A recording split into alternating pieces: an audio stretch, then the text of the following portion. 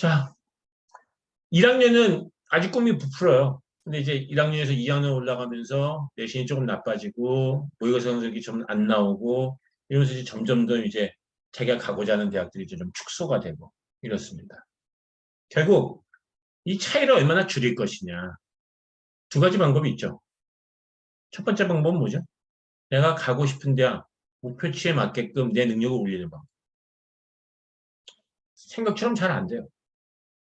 그러면 가고 싶은 대학을 갖다가 내가 현재 갈 수 있는 대학으로 낮추는 방식.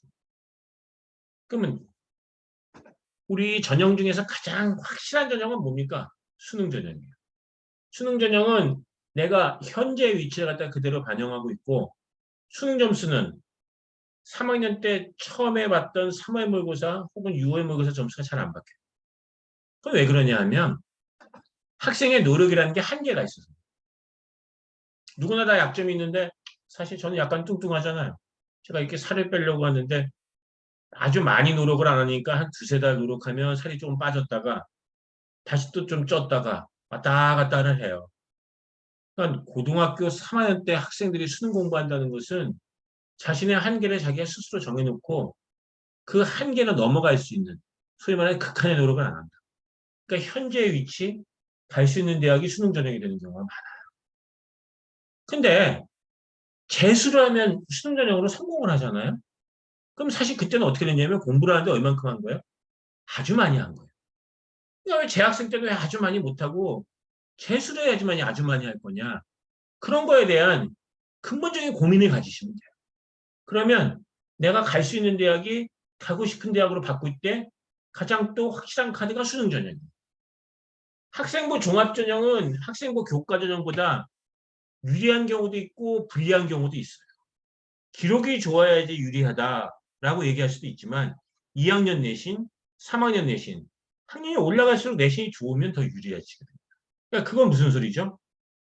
내가 더 노력했을 때 더 평가해 주는 게 학생부 종합전형이라는 거예요. 1학년 때 3등급, 2학년 때 2등급, 3학년 때 역시 2등급. 그러면 교과 전형으로 놓고 보면 얼마를 평가되는 거죠? 2.3. 학생부 종합전형을 놓고 보면 어떻게 될까요? 2등급을 평가해요. 근데 1학년 때 수학이 4등급, 2학기 때 3등급, 2학년 1학기 때 3등급, 2학년 2학기 때 2등급, 3학년 미적분 2등급. 이건 어떻게 봐야 되죠? 3학년 미적분 2등급 기준으로 봐요. 근데 우리가 이제 건대 통합 수학이 됐기 때문에 미적분 2등급은 사실 앞쪽에서 따져보면 1등급 수준이에요. 그러니까 학생부 종합전형은 내가 가고 싶은 대학을 갈 수 있게끔 좀 더 상향 지원하는데 유리한 전형인 건 맞는데 그러기 위해서는 어떻게 해야 돼요?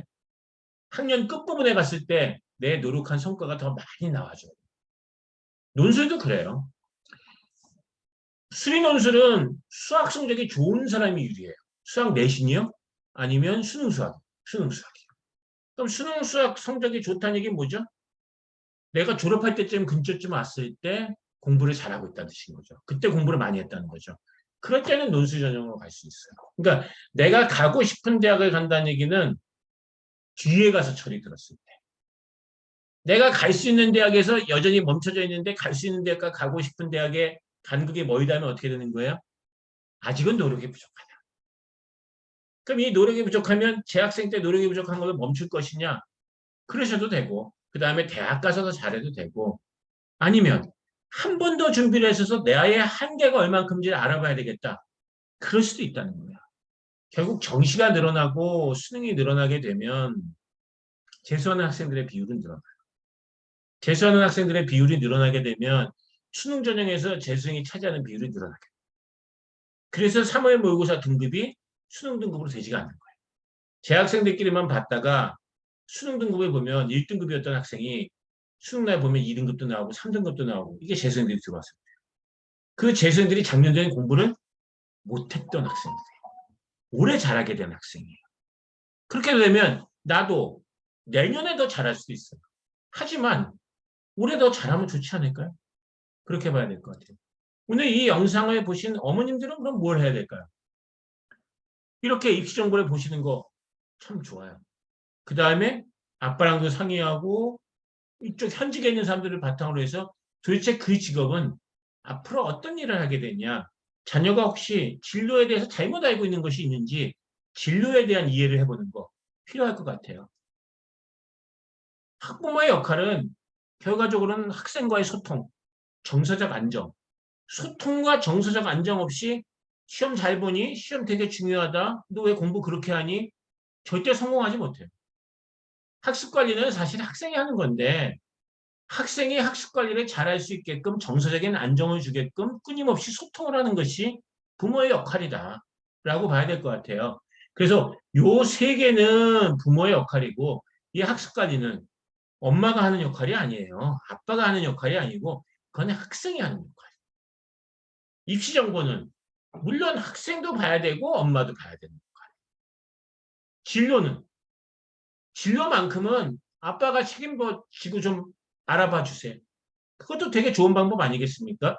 진로를 아빠가 알아보고, 예, 너 진로 뭐뭐로 알고 싶어요. 내가 그래서 다 조사를 해봤는데, 그리고 좀 설명을 해주세요.